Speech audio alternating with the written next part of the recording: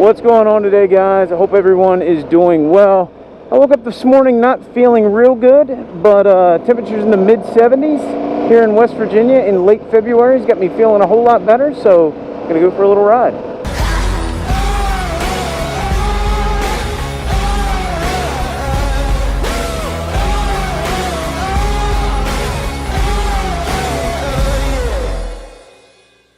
If you guys are regular viewers here on the channel, hopefully you're also subscribers. You probably saw Monday's video, me talking about my first impression since installing the Rottweiler air intake on my 1290 Super Adventure. I'm still loving the thing, by the way. But a question that came up, and I knew it would come up, and it continues to come up, is why didn't you get the Power Commander?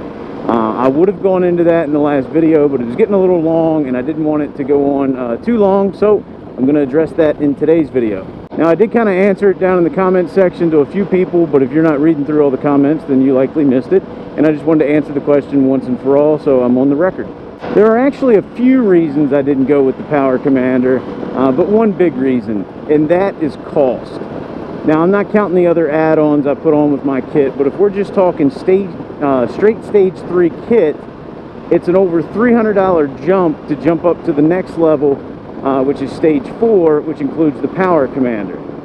Now, it used to be Rottweiler only went up to Stage 5, they now go up to Stage 6, and that's up over, or I don't know if it's over, or right around $1,500. So that's a big jump from $469 to over $1,500. Now, I'm not saying there's not improvements in there, of course there are, but I think the biggest improvement is probably from your stock airbox to your Stage 3 kit. I don't know that you're going to get an equal improvement from jumping from Stage 3 to Stage 6. I don't know. I haven't tested that out. I'm not going to, because, you know, we're talking about over $1,000 more, and that's just not something I'm willing to spend on a bike that I plan on doing a lot of touring on. I don't necessarily need the extra few horsepower that the Stage 4, 5, or 6 kit could give the bike. Additionally, that kind of starts you down a slippery slope where you go, well, I've already spent $1,500 on the Stage 6 kit, maybe I should get an exhaust, maybe I'll get a slip-on.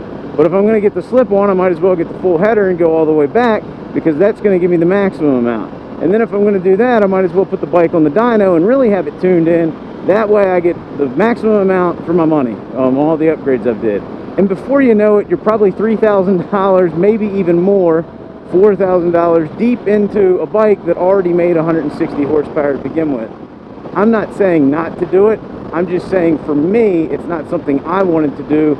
I wanted to do the Stage 3 kit, do the SAS delete. I had my own reasons for that I've talked about, and I'm done. I'm not going to do any more modifications, at least when it comes to the air intake, or at least I'm not planning to. The other reason I decided not to go with the Power Commander, which isn't as big a factor, is that this bike already has a ton of electronics on it, from ABS to cornering ABS to electronically adjustable suspension, different ride modes, heated grips, heated seats. It's got a ton of electronics, and adding on one more electronic was just not something I wanted to do. I know Power Commanders work fine. There's plenty of guys that use them. I mean, they've been out for a really long time. However, one more electronic device is just one more thing that could possibly go wrong, leading to a really bad time if I'm out in the middle of a ride somewhere, especially a big cross-country trip. Oh, and I think it was Michael Zard that said something about maybe it was because my visor was up on my helmet, that's why the bike sounded so loud.